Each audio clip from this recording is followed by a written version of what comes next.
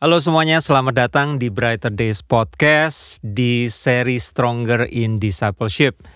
Bagi teman-teman semuanya, gimana kabarnya? Semoga semua dalam keadaan sehat, dalam keadaan baik.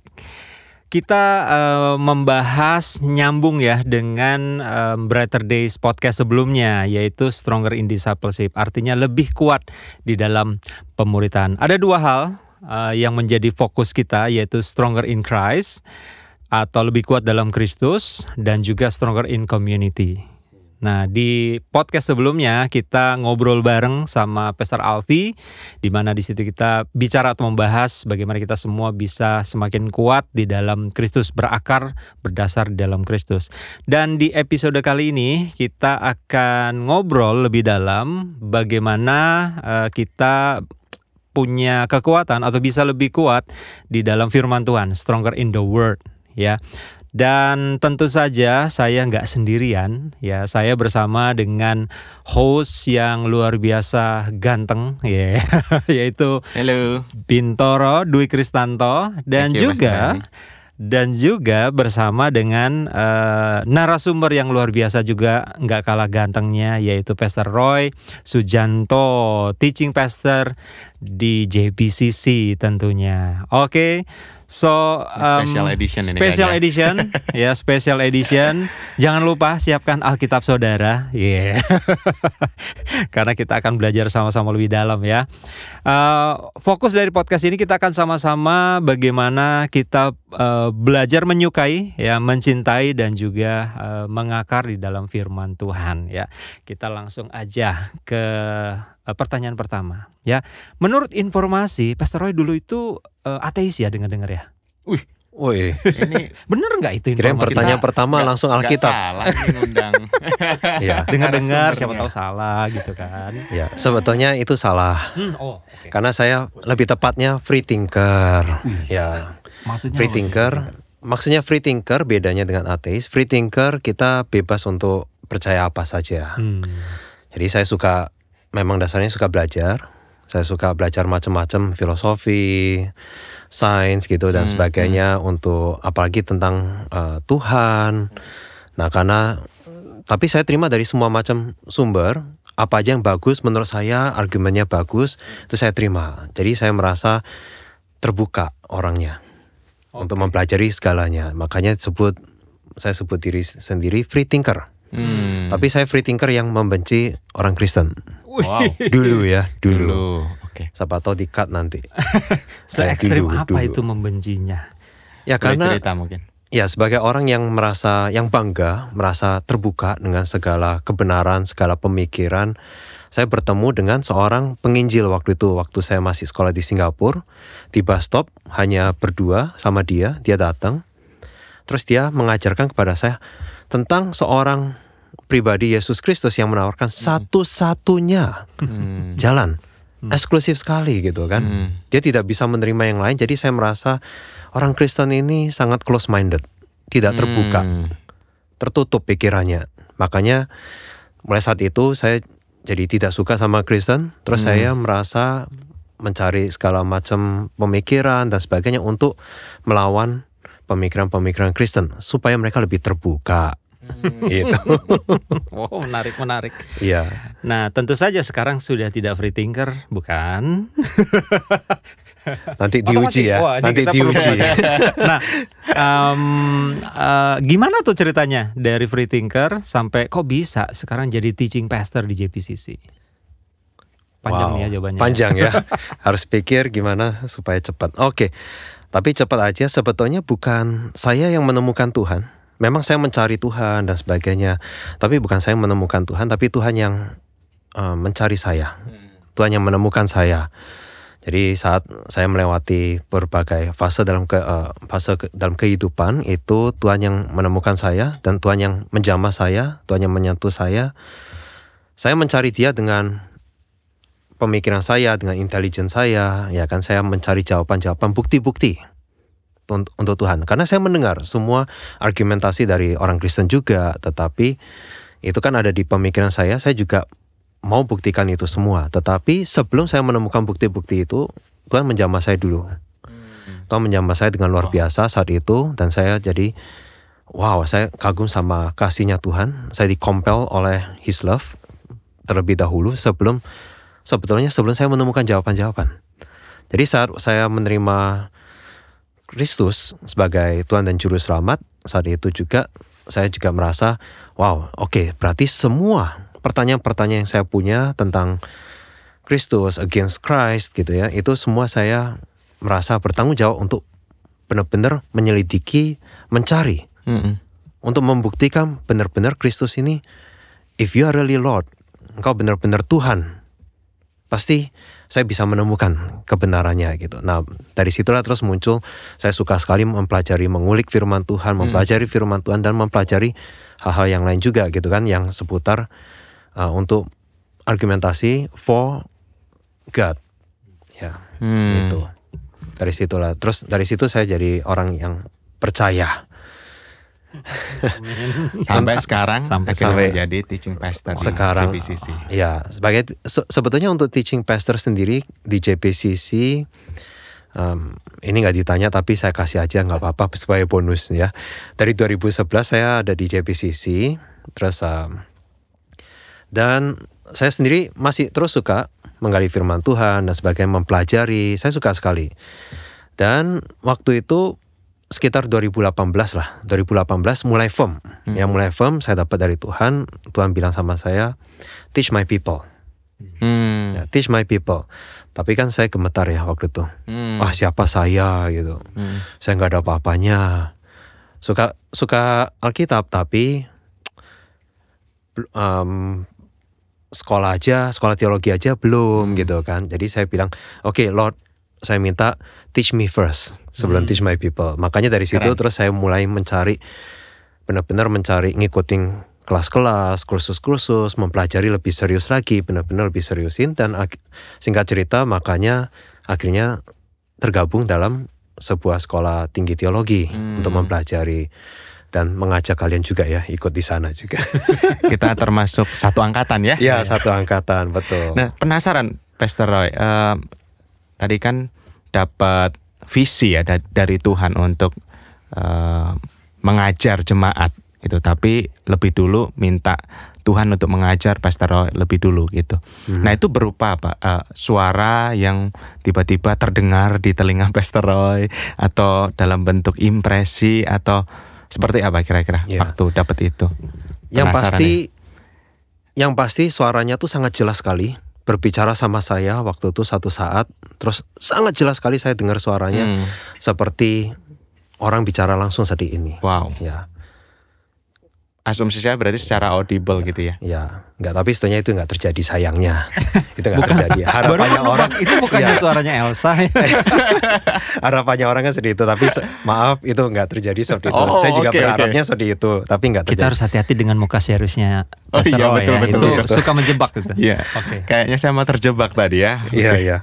So, enggak seperti itu, tetapi yang saya dapat tentu bentuk impresi ada, impresi yang begitu kuat gitu ya, berarti. Dan tentu diuji, dan juga saya juga dapat afirmasi dari orang sekitar. Dan waktu itu saya juga tentu sedang mempelajari firman Tuhan juga, bagaimana saya melihat contohnya di Hosea, ya, umatnya binasa karena tidak ada pengenalan akan Tuhan.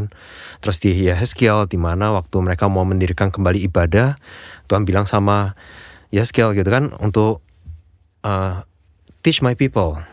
Ajarkan kepada umatku. Dan ini saya merasa sangat kuat sekali. Dan saya juga, setelah saya juga tahu tentang landscape di gereja-gereja atau secara luas orang-orang percaya ternyata banyak yang tidak sepenuhnya itu membaca Alkitab, atau tidak begitu melek Alkitab, atau dibilang biblical literacy-nya sangat rendah. Nah, itu kan sangat sayang sekali, padahal kita punya Tuhan yang begitu luar biasa. Dia sudah mengkomunikasikan dirinya kepada kita melalui firman-Nya, tetapi sayang kita tidak begitu tertarik kelihatannya gitu ya. Kebanyakan orang tidak begitu tertarik. Nah, itu saya merasa sayang saja gitu. Kita banyak yang kita bisa tahu tentang Tuhan, tapi kita lewatkan kesempatan ini karena kita tidak begitu tertarik kelihatannya. Nah, itu makanya saya dapat impresi itu yang sangat kuat untuk umatnya Tuhan Tuhan itu rindu umatnya mengenal Dia. Mengenal juga. Dia. Ya, lebih dalam. Nah, menurut Pastor Roy ya, kenapa banyak orang nggak mencintai atau nggak mau gitu?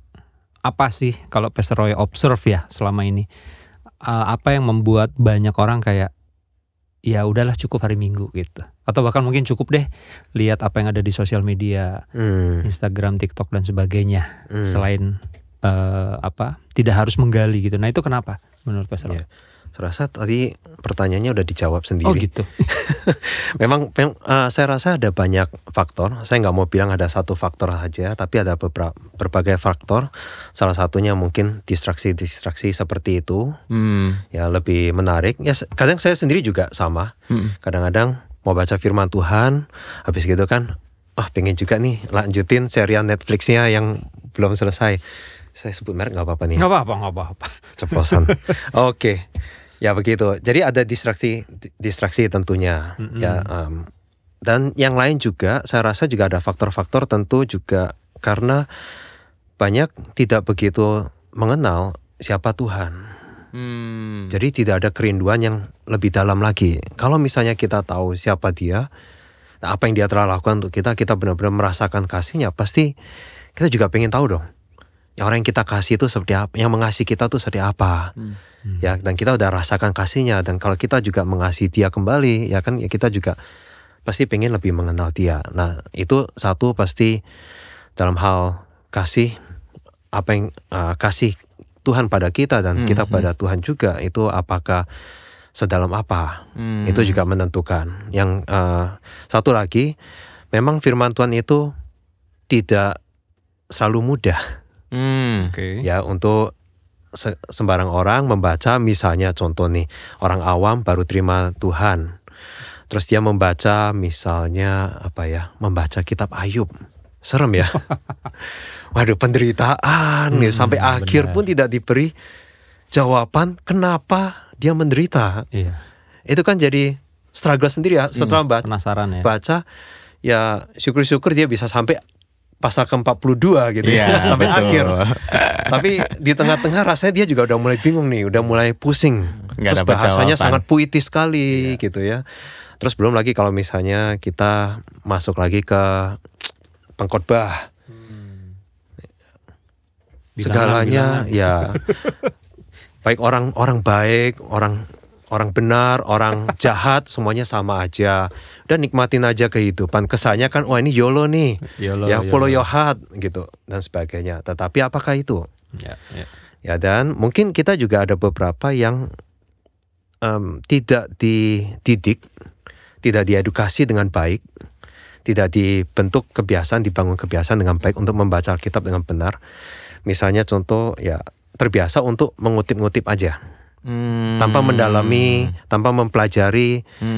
Jadi kalau sesuatu yang kita harus pelajari, kan malas ya jadinya. Kalau saya bisa ngutip aja, ngapain saya nih. Nah, terus sampai dia kutip-kutip satu ayat, dia kutip-kutip terus jadi mantra, tapi nggak kejadian terus, lama-lama frustasi kan. Rasa firman Tuhan nggak ada kuasanya gitu. Nah kan, itu kan sayang. Padahal ada lebih banyak yang kita bisa gali lebih dalam. Atau pengertian kita yang keliru, yang kurang. Karena kita tidak dididik dengan baik untuk membaca dengan benar. Nah, akhirnya ya seperti itu yang terjadi. Kebiasaan-kebiasaan seperti itu juga membuat jadi sulit.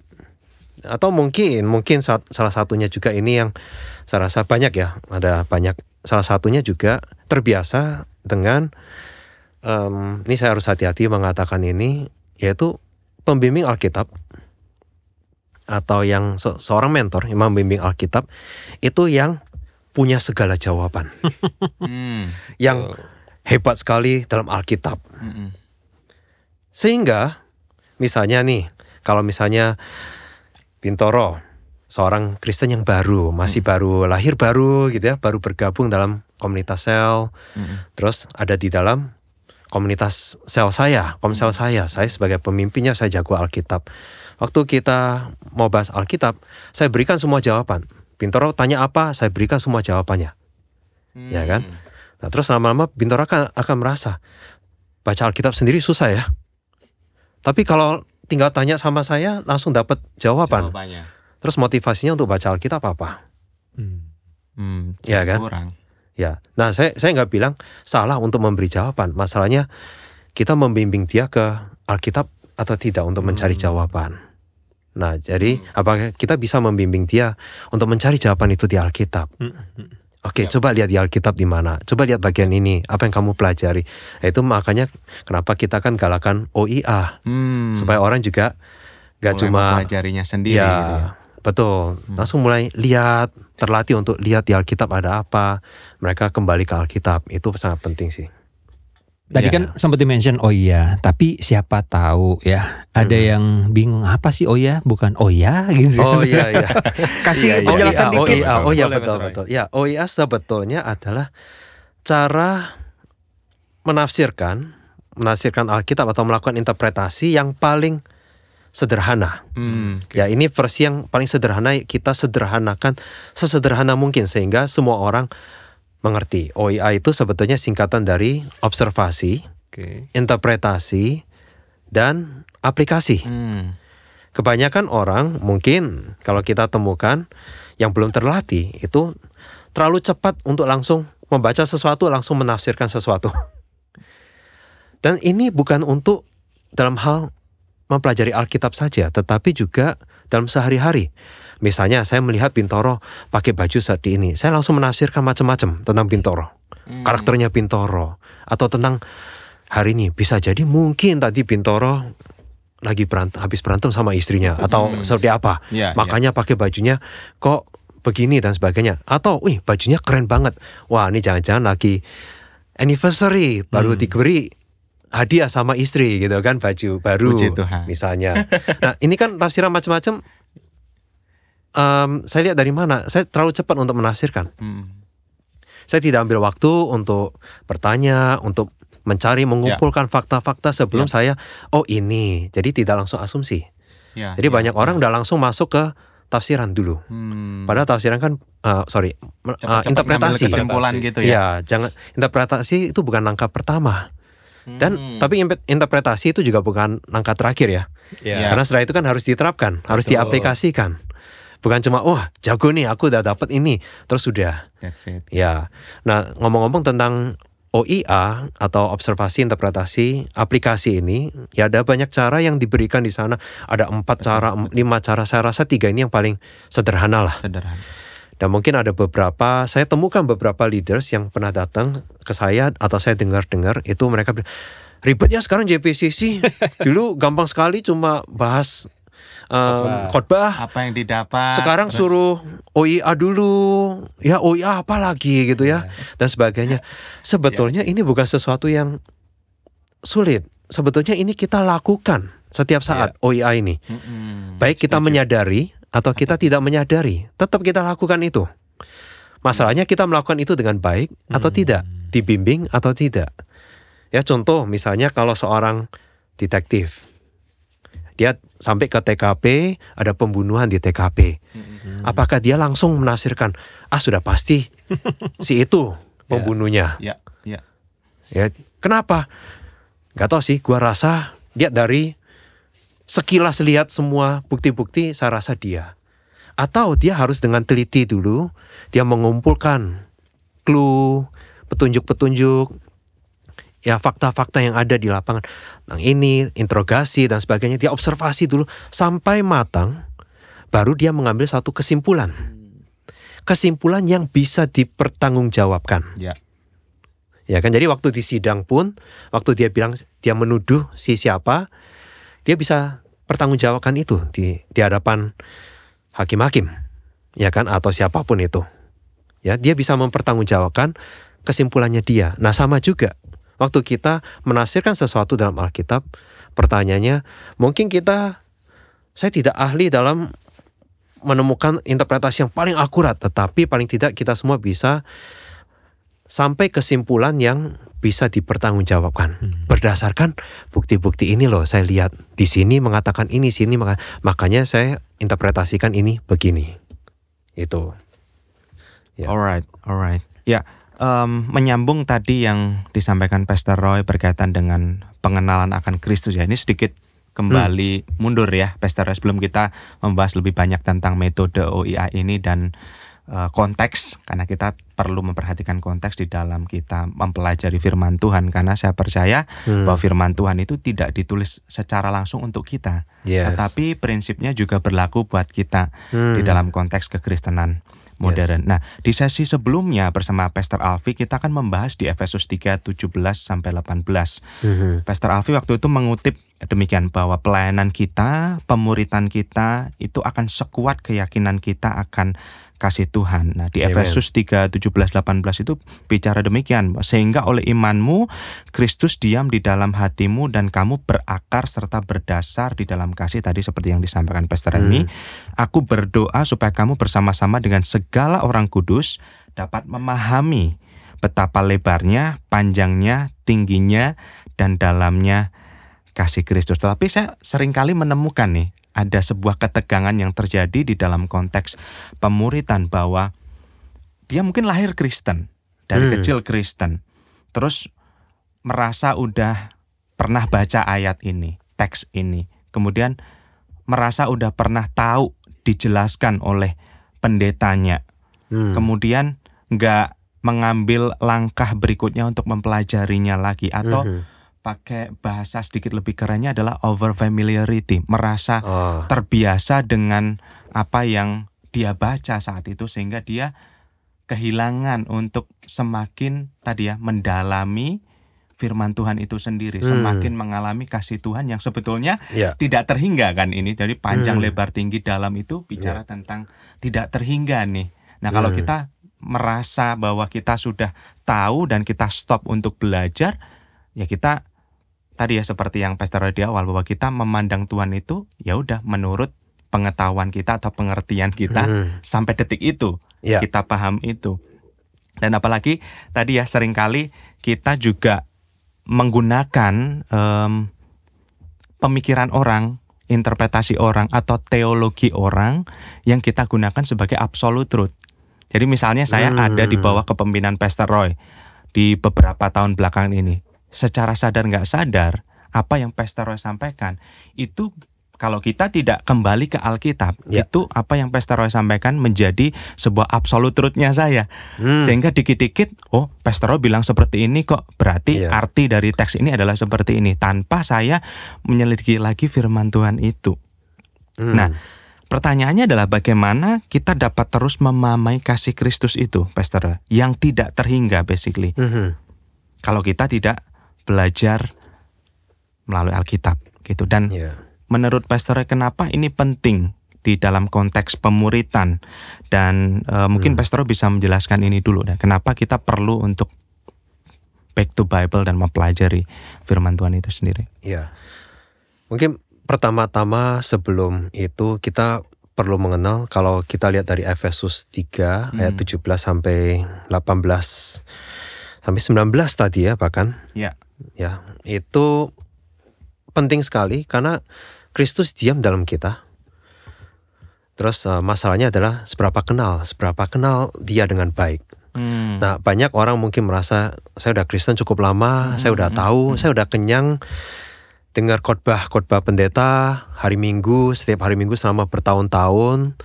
Ya, saya rasa di level manapun kita berada, kalau di ayat itu tadi kan bilang kita didorong untuk mengenal dia, seberapa tak terbatasnya kasih Kristus, seberapa lebarnya, panjangnya, tingginya, dalamnya, ya kan?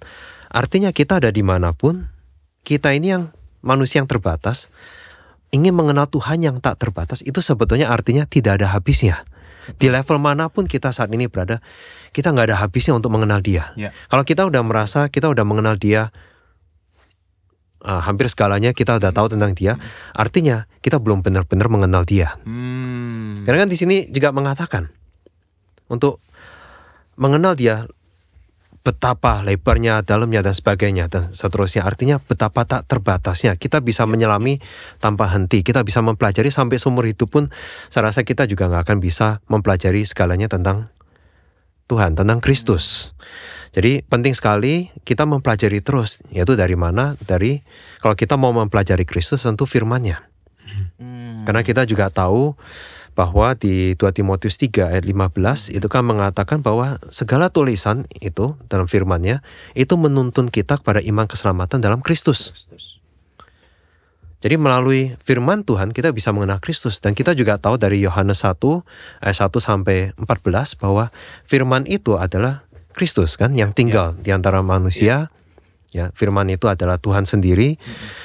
Nah, jadi kalau kita mau mengenal Kristus ya kita harus suka mempelajari firman-Nya. Kalau orang kita suka sama seseorang, kita pasti mau mempelajari apapun yang dia katakan. Dia chatting aja juga, ini saya bicara tentang istri saya sendiri maksudnya ya. Jangan dipikir siapa gitu. Bukan Remy yang pasti. Oke. Bukan Pastor Remy. Iya. Jadi kalau itu masa lalu. Itu masa lalu. Just kidding. Kita nggak ada masa lalu kok. Ya. Nah, jadi kalau kita senang dengan seseorang, kita rindu dengan seseorang, kita pasti juga ingin mengenal dia. Ya. Makanya betul. firman melalui mana? Firman Tuhan.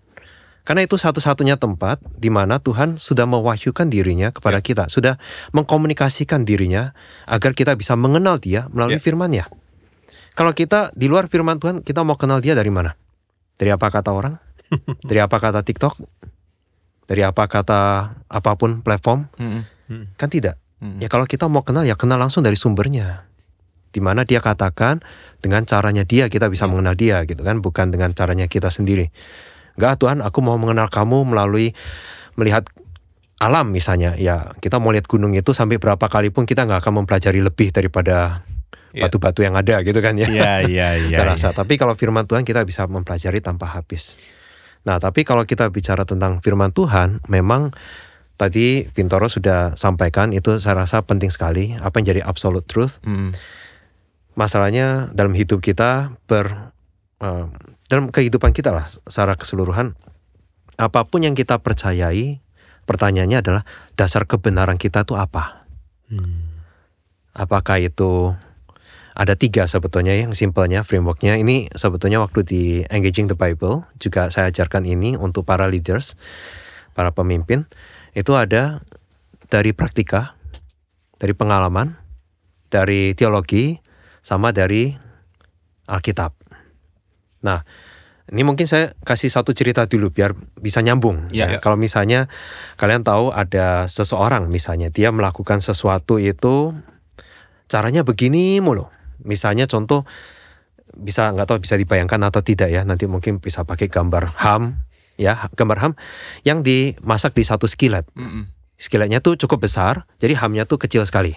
Ya, seorang ibu ini selalu dia potong ujungnya ham bulat kecil-kecil gitu, taruh di skillet yang besar.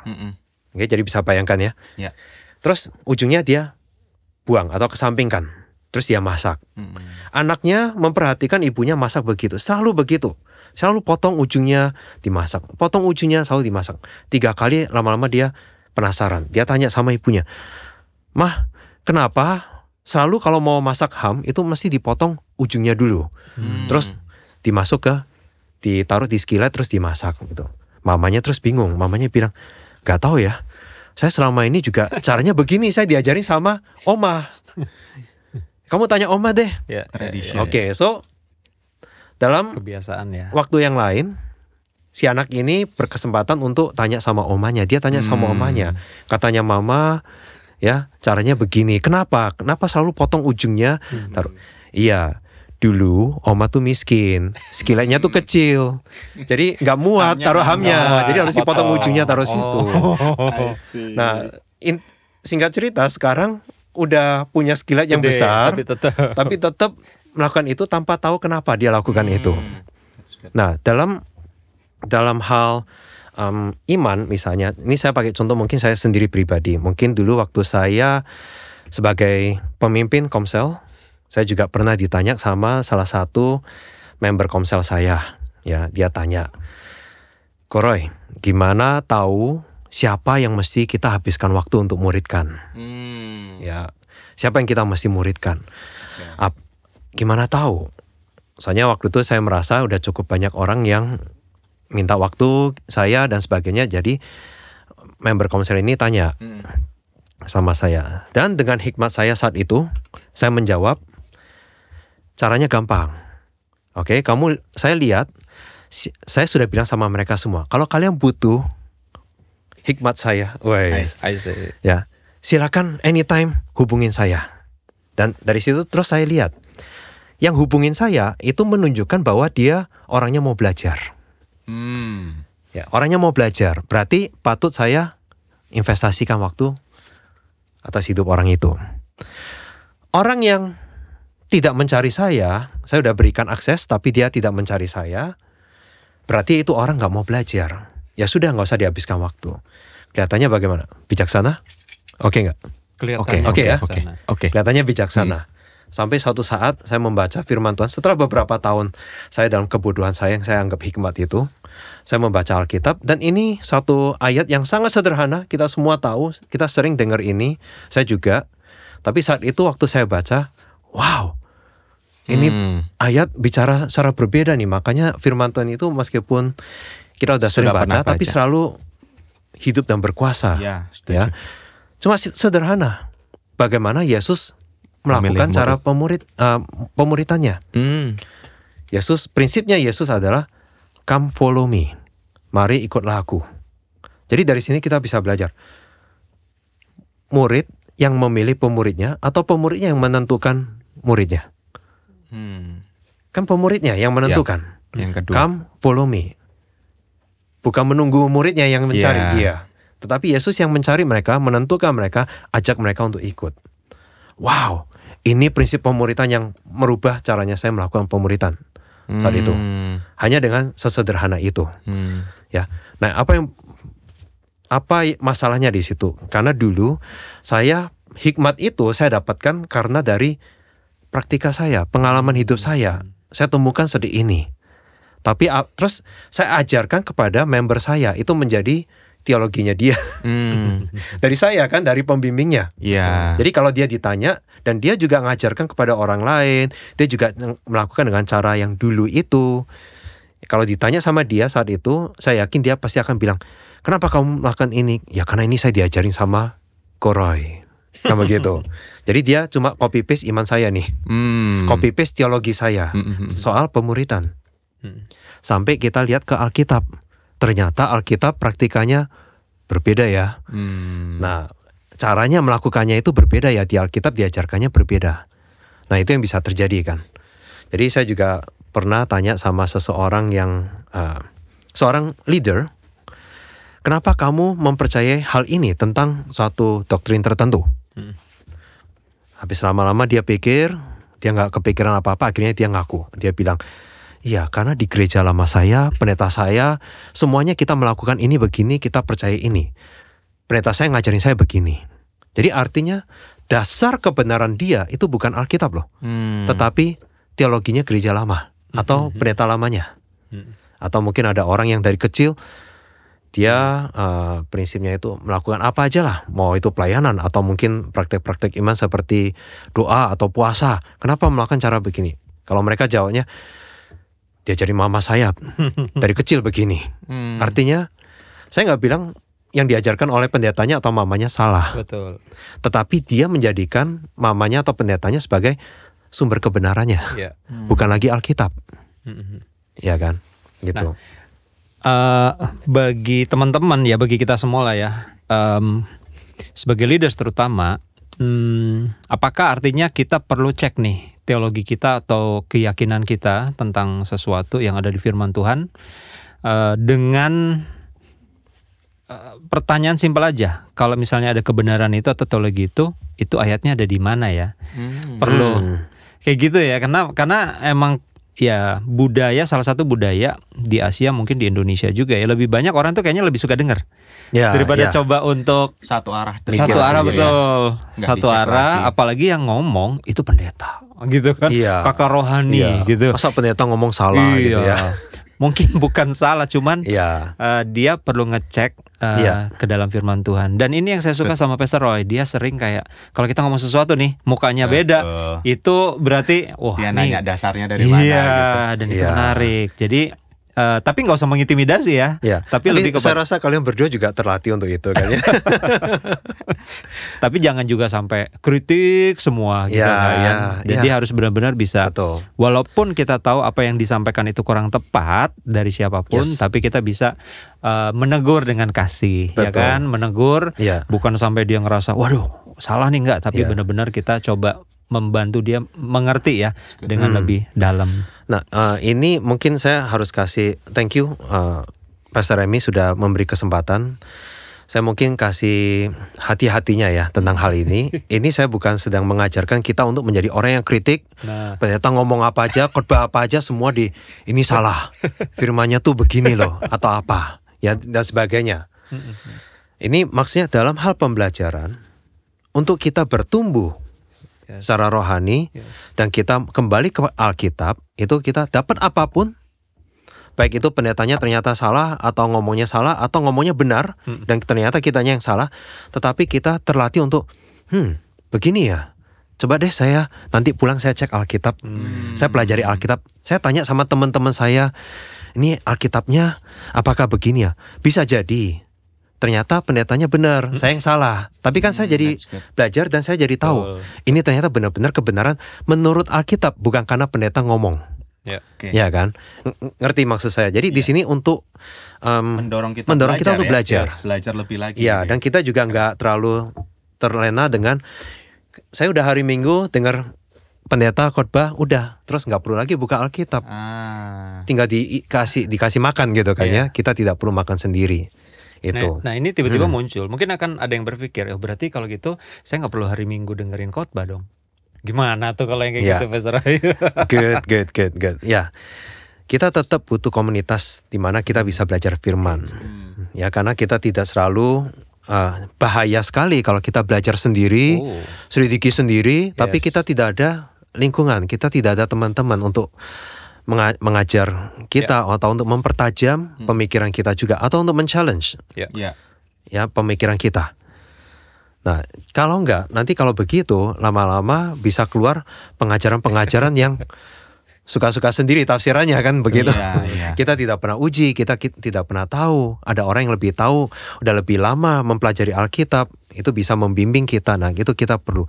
Saya pun sendiri juga punya mentor, sama seperti kalian kan juga ya, punya mentor di mana saya juga kalau saya ada keraguan, saya cek sama mentor atau ada teman-teman yang saya cek, apakah ini begini, benar nggak ya kalau saya tafsirkan ini begini.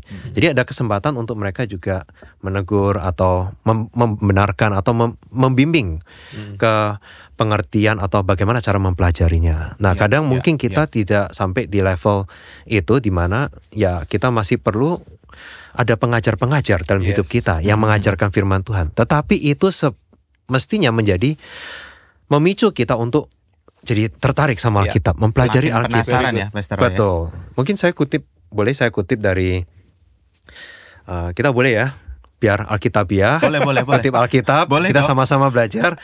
Kita kutip dari Kisah Para Rasul 17 ayat 11. Siap. Kisah Para Rasul 17 ayat 11. Nanti ini kita bisa lihat prinsip praktika tadi, teologi sama Alkitab. Nah, tapi sebelum ke sini Pastor penasaran. Kalau kita mulainya dari pengalaman, itu apakah yang disebut dengan cocokologi? Nah, bisa kita memasukkan apa yang kita alami saat ini atau pemikiran kita di era modern ini, kemudian memaksakan itu ke dalam teks Alkitab yang sedang kita baca. Iya, bisa. Itu sering sekali terjadi. Saya nggak cerita yang lain, saya cerita diri saya sendiri. Dulu saya juga waktu memimpin Komsel, saya juga melakukan ini waktu disuruh sharing ya, waktu itu masih siapin sharing sendiri ya. Bebas ya. Masih bebas ya. Ya, masih bebas siapin sharing sendiri. Saya lihat nih, saya mau ngajar tentang misalnya kepemimpinan. Jadi saya lihat dari pengalaman saya atau saya lihat dari googling dikit gitu prinsip kepemimpinan. Ada prinsip-prinsip ini bagus. Saya udah temukan nih prinsip-prinsipnya. Terus saya lihat Alkitab, ya kan? Ini berarti kan dari pengalaman saya.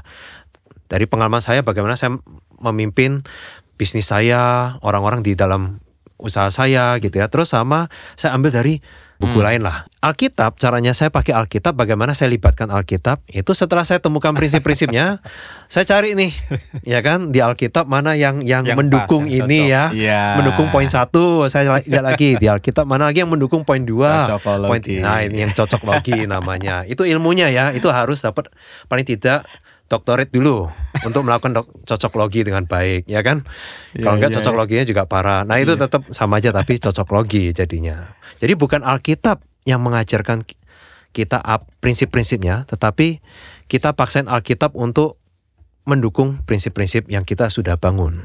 Iya. Itu. Dan tadi pengaruh dengan pendekatan pemuritan yang Pastor Roy pada saat itu juga lakukan ya. Artinya nunggu orang itu datang ke Pastor Roy untuk belajar, instead of secara proaktif untuk cari siapa yang saya muridkan ya. Saya mau invest di dalam kehidupannya. Itu akan mempengaruhi di praktikannya juga. Kalau observasinya atau Alkitabnya itu nggak kita lakukan lebih dulu, ya itu akan berpengaruh ke praktikannya juga. Iya, betul.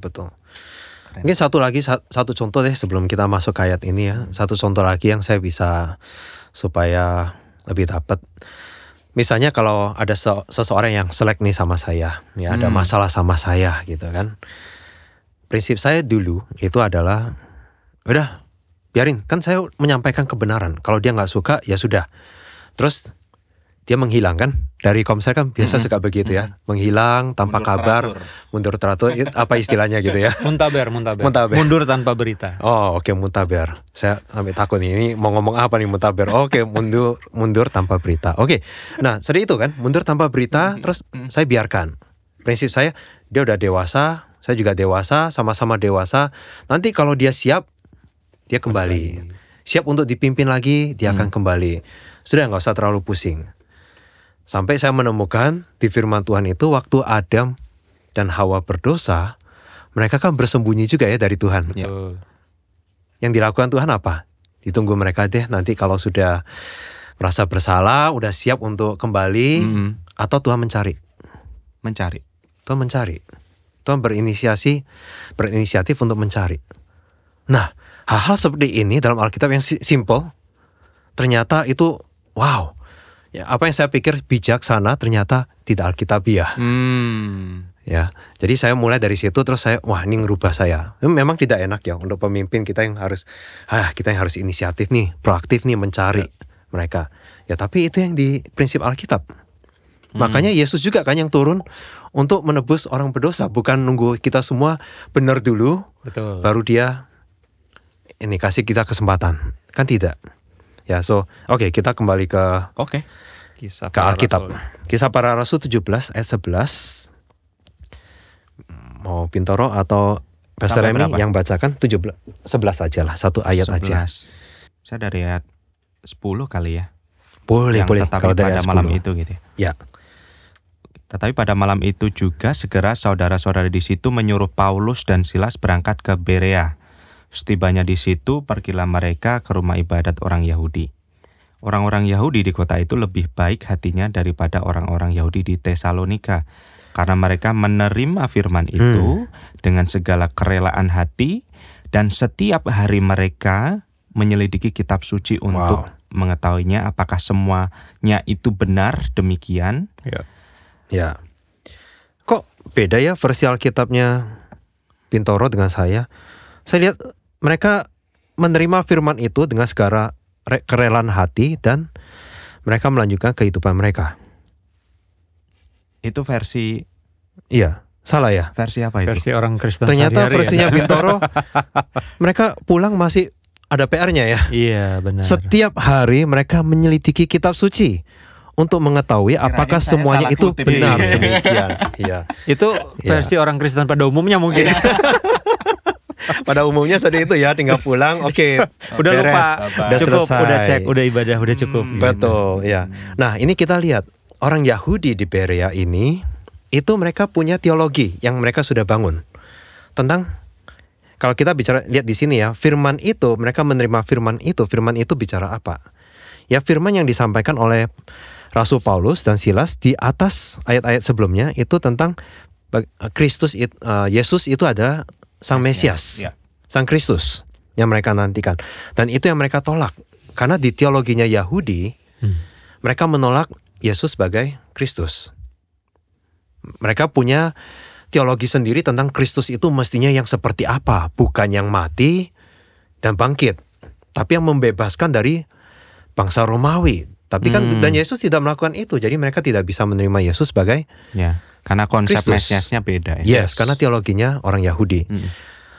Jadi kalau misalnya dia terpaku sumber kebenarannya orang Yahudi di Berea ini adalah teologinya Yahudi, yang mereka juga tidak akan bisa terima.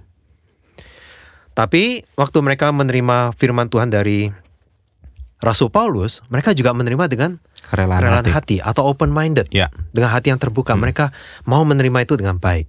Tapi mereka nggak berhenti di situ kan. Mereka bukan pindah dari teologinya Yahudi ke teologinya Paulus. Tetapi yang mereka lakukan setiap hari, mereka kembali ke Alkitab. Mereka selidiki apakah benar yang dikatakan demikian. Mereka selidiki sendiri setiap hari loh. Ini bukan ini cuma bisa jadi free thinker yang sudah bertobat itu ya. Iya betul. Kembali ke situ. Kembali. Kan open minded, terbuka. Iya. Habis itu tapi dia menyelidiki setiap hari gitu ya. Dia menyelidiki setiap hari. Ya, jadi meskipun saya free thinker tapi saya sebetulnya juga seeker, saya mencari.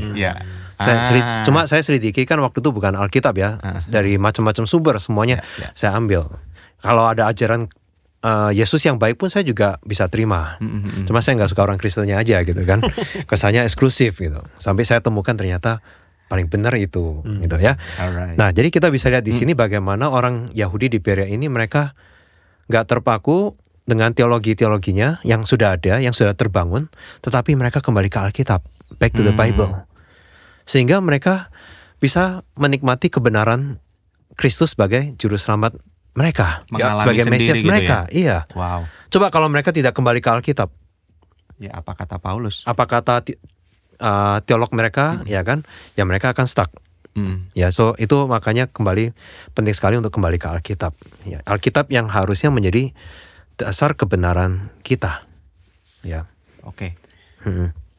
Keren. Saya rasa untuk sebagai pemuridnya ini kita kembalikan ke discipleship, temanya discipleship supaya nyambung. Sebagai pemurid kalau kita lihat dari Matius 28 ya ayat 18 sampai 20 yang soal amanat agung, jadikanlah segala bangsa muridku, murid Yesus, dan ajarkanlah mereka melakukan segala sesuatu yang telah kuperintahkan kepada perintahkan. Jadi kan perintahnya Yesus tentang Yesus, apa yang Yesus ajarkan, yang Yesus katakan kepada kita ajarkan kepada orang-orang kita jadikan murid. Nah, pertanyaan kalau kita nggak pernah mempelajari firman, nggak pernah stronger in the word, gimana kita bisa mengajarkan kepada orang strong in discipleship, mengajarkan orang untuk stronger in Christ? Bagaimana kalau yang kita ajarkan sebetulnya apa? Yang kita ajarkan itu Alkitab, perintah-perintah yang Yesus berikan, atau yang kita ajarkan itu sebenarnya teologi kita, pengalaman kita, kebijaksanaannya kita, yang kita teruskan kepada mereka. Ya, jadi kita kalau kembali lagi ke Rasul Paulus di 1 Korintus 11 ayat 1 kan, ikutlah aku seperti aku mengikuti Kristus. Jangan lupa yang terakhir ya. Betul, jangan lupa yang terakhir. Nah, kalau kita tidak mengajarkan firman Tuhan kepada orang-orang yang kita muridkan, sebetulnya yang kita lakukan tanpa kita sadari itu kita cuma suruh orang ikutlah aku. Titik. Mungkin ini juga beberapa yang sampai akhirnya capek ya. Karena dia yang merasa semua harus dari dia gitu. Dan dia nggak tersambung sama sumber, sama Kristus. Yang akhirnya dia hanya bisa menjawab atau membantu orang-orang ini berdasarkan pengalaman-pengalaman dia yang sangat terbatas. Gitu. Oke. Ya, kita kadang-kadang menaruh beban yang mestinya bukan untuk kita pikul. Betul. Itu kan mestinya Kristus yang pikul beban itu. Jadi kalau pakai ayat 1 Korintus 11 ayat 1, yang seringkali bikin burnout adalah menjadikan diri kita sebagai pemimpin, sebagai pemurid itu patronnya, acuannya. Sehingga ketika kita sudah stop nih di satu titik, ya berarti sebetulnya kita udah nggak bisa lagi menuntun orang gitu. Makanya kan ayat itu koma ya, Pastor Roy ya. Betul. Teladani aku sama seperti aku meneladani Kristus. Artinya kalau yang saya dapat dari ayat itu adalah ya kita sama-sama yuk bergerak ke arah Kristus. Betul. Gitu, kamu ikut di belakang saya Ya. tuntun kamu untuk kita sama-sama belajar ke arah sana, dan itu adalah pembelajaran seumur hidup Yes. menurut saya. Gitu, karena Yes. tadi kan tidak terhingga, tinggi, dalam, lebar dan lain sebagainya itu. Ya. Jadi Dan- intinya hidup kita harus berpusat pada Kristus gitu ya. Yes. Tapi kita juga jangan lupa di situ ada agen kitanya sebagai agensi Iya. tengah-tengahnya. Iya. Tuhan juga memakai kita untuk memuridkan orang, Iya. Ya, menuntun mereka pada Kristus itu tidak lewat kekosongan gitu ya, tapi melalui kita juga. Jadi Ya, kalau kita gitu, juga dipakai ya kan untuk membimbing. prakteknya kalau ada yang curhat cerita, ya udah doa aja. Ya. Ya. Jadi maksudnya masih tetap ada peran kita Yes, sebagai ya. pemimpin, sebagai ketua komsel untuk Ya. membantu. Tetapi jangan lupa sumbernya jangan hanya pengalaman cerita hidup kita, tetapi sumbernya Kristus gitu ya. ya. firman Kristus. Oke. Kalau kita mempelajari firman, ya pastikan kita juga menjadi semakin serupa seperti Kristus, kita semakin mengenal Dia, prinsip-prinsip Kristus yang kita hidupi. Jadi waktu orang melihat kita pun ini jadi satu pernyataan tentang Kristus nih bagi Yes. mereka. Mereka bisa mengenal Kristus dari situ. Ya. Sehingga waktu diarahkan ke Alkitab mereka tidak merasa asing, ya kan, dengan Kristus juga. Ya itu penting. Alright. Wow, banyak ya. banget ya yang bisa kita pelajari hari ini. Tapi sepertinya waktu juga yang membatasi gitu. Tetapi Oke. Kristus tidak terbatas. Artinya setelah kita belajar dari Pastor Roy, ada banyak poin-poin ya yang saya pelajari, bahwa kita sebagai pemimpin kita harus bisa berpusat pada Kristus. Artinya jangan sampai lupa bahwa saat kita memuridkan ya, kita pertama terlebih dahulu harus bisa mendasarkan hidup kita itu berakar berdasar pada Kristus, dan satu-satunya cara Yes. adalah dengan belajar firman Tuhan. Yes. Ya, tadi aplikasi yang sangat sederhana bicara mengenai observasi, interpretasi, aplikasi, dan juga bagaimana sesuatu yang kita percaya, sesuatu yang kita lakukan itu harus awal biblika dulu atau Alkitab dulu ya. Mana yang menjadi pendekatannya ya. Lalu kita teologi apa yang kita percaya gitu, lalu praktika gitu ya. Ya walaupun misalnya ada banyak hal yang kita belajar ini benar dan sebagainya, ya itu PR kita sama-sama untuk bisa melihat dari Alkitab ya. Itu yang penting banget. Ya, kalau saya secara pribadi, Pastor Remy, tadi diingatkan untuk tidak menjadi terbiasa ya. Meskipun dari kecil Kristen, terus kerja di gereja, pelayanan, jadi seorang pemimpin, nggak menutup untuk saya stop di situ untuk belajar. Tapi hari ini saya diingatkan untuk ya terus belajar. Karena kalau saya terus belajar, saya bisa ada potensi untuk terus bertumbuh. Dan saya juga ada potensi untuk terus memimpin. Gitu. Kalau berhenti belajar, berhenti bertumbuh. At the same time berhenti memimpin. Nah, sebelum kita akhiri podcast ini, Pastor Roy, by the way terima kasih untuk apa yang sudah disampaikan, begitu menginspirasi. Tadi cerita-ceritanya dari free thinker menjadi believer dan sampai sekarang menjadi seorang teaching pastor. Wih. Asik.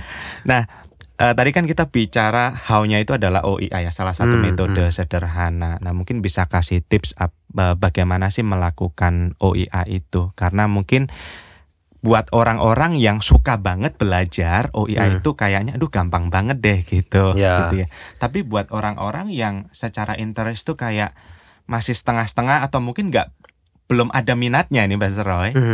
Tips apa yang bisa Pastor Roy bagikan buat ya teman-teman yang hari ini menyaksikan podcast ini? Ya, untuk melakukan OIA ya. Mempelajari ya, untuk mempelajari firman Tuhan dengan pendekatan yang tadi yang benar ya.